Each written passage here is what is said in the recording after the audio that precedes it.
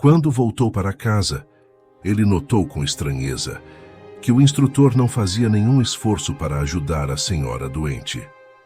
A jovem estava de volta à cama, quase sem forças, olhando para o nada, tomada por um medo inexplicável. Um dos magnetizadores presentes, seguindo a sugestão de Saldanha, começou a usar energias perturbadoras nos olhos dela, causando dor. Não só os olhos dela mostravam sinais de alucinações, mas também as artérias dos olhos estavam muito diferentes. Ele percebeu como os seres das sombras hipnotizavam suas vítimas, impondo-lhes tormentos mentais. Lágrimas grossas escorriam pelo rosto da doente, mostrando seu sofrimento interior. A mente dela, aflita e em dor, fazia o coração bater rápido, causando grandes alterações em seu corpo. Depois de mexer nos olhos dela, o magnetizador passou a trabalhar nos ouvidos, enchendo-os com uma substância escura, como se estivesse alimentando um motor. Margarida, mesmo que quisesse, não conseguia mais se levantar. Fluidos tóxicos se misturavam em seu corpo, especialmente nos canais auditivos. Quando terminou a estranha intervenção, Saldanha dispensou os terríveis ajudantes, exceto a dupla que cuidava da hipnose, dizendo que havia trabalho em outra parte da cidade. Outros casos esperavam a equipe de Gregório, e ele achou que Margarida já tinha recebido tormento suficiente para 30 horas seguidas. Pouco a pouco, a casa foi ficando vazia, parecendo agora uma colmeia abandonada. Porém, Saldanha, os dois magnetizadores, nós três e as mentes ligadas à senhora doente ainda estavam lá. Sozinho com o temível obsessor, Gúbio tentou entender melhor suas intenções discretamente.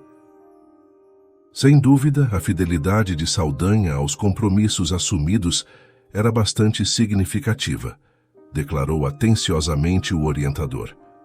Enquanto Saldanha sorria, orgulhoso, o orientador continuou, com um olhar penetrante e doce, questionando quais razões teriam levado Gregório a confiar-lhe uma missão tão delicada.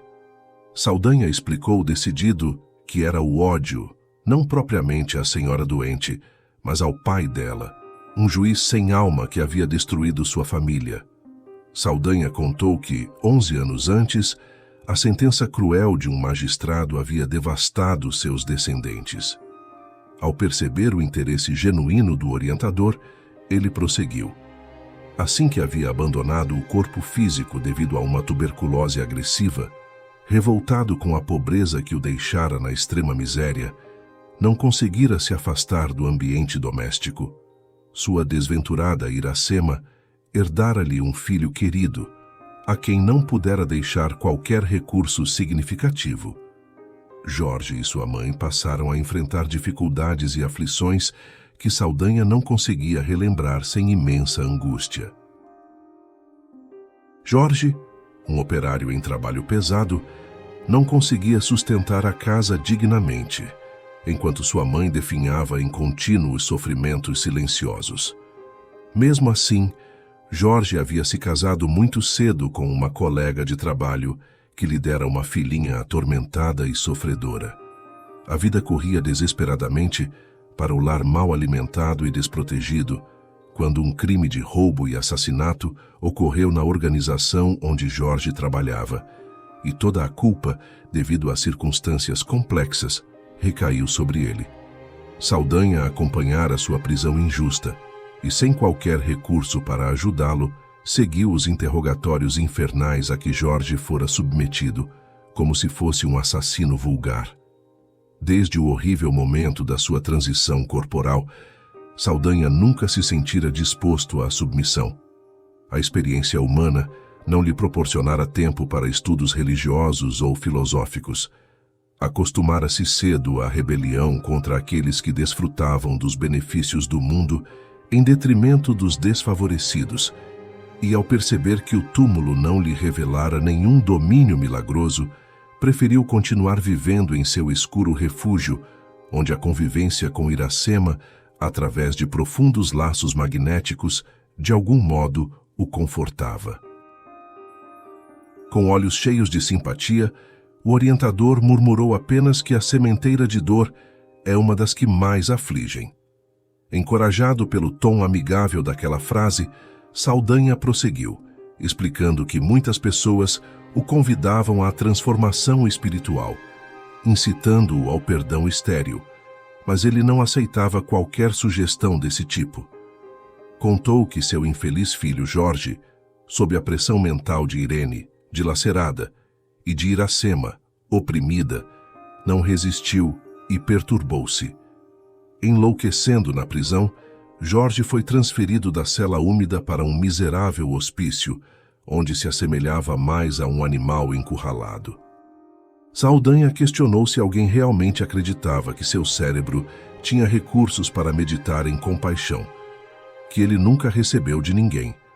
Enquanto aquelas cenas permanecessem diante de seus olhos, ele não abriria sua alma às sugestões religiosas. Ele se via simplesmente diante da vida, pois a sepultura apenas derrubava o muro da carne, já que suas dores continuavam tão vivas e contundentes quanto antes, quando suportava o corpo físico. Foi nesse estado que o sacerdote Gregório o encontrou e se agradou de suas disposições íntimas. Gregório precisava de alguém com uma alma suficientemente endurecida para presidir a retirada técnica da jovem, que ele desejava arrebatar lentamente da existência terrestre, e elogiou Saldanha pelo ânimo firme. Saldanha explicou que quase sempre eles tinham servidores em massa para os cometimentos retificadores, mas não era fácil encontrar um companheiro decidido a perseverar na vingança até o fim, com o mesmo ódio do princípio. O magistrado, no entanto, longe de aceitar a inspiração de Saldanha, que o convidava à justiça e à piedade, preferiu ouvir pareceres de amigos influentes na política dominante que estavam interessados na condenação indevida para proteger o verdadeiro criminoso. Saldanha fez uma pausa, acentuando a expressão de profundo rancor, e prosseguiu. Descrever a dor que sentiu era algo impossível de expressar em palavras. Jorge recebeu uma pena dolorosa, enquanto seu corpo vacilava sob maus tratos. Irene, sua nora, perturbada pela necessidade e pelo infortúnio, esqueceu as obrigações de mãe e cometeu suicídio, unindo-se ao espírito de seu pobre filho, que já era tão infeliz. Torturada pelos eventos aflitivos, a esposa de Saldanha faleceu em um leito de indigência, reunindo-se, por sua vez, ao angustiado casal. Sua neta, hoje uma jovem ameaçada por um futuro incerto, trabalha em serviços domésticos, aqui mesmo nesta casa, onde o irmão descontrolado de Margarida tenta sutilmente arrastá-la para um desvio moral grave.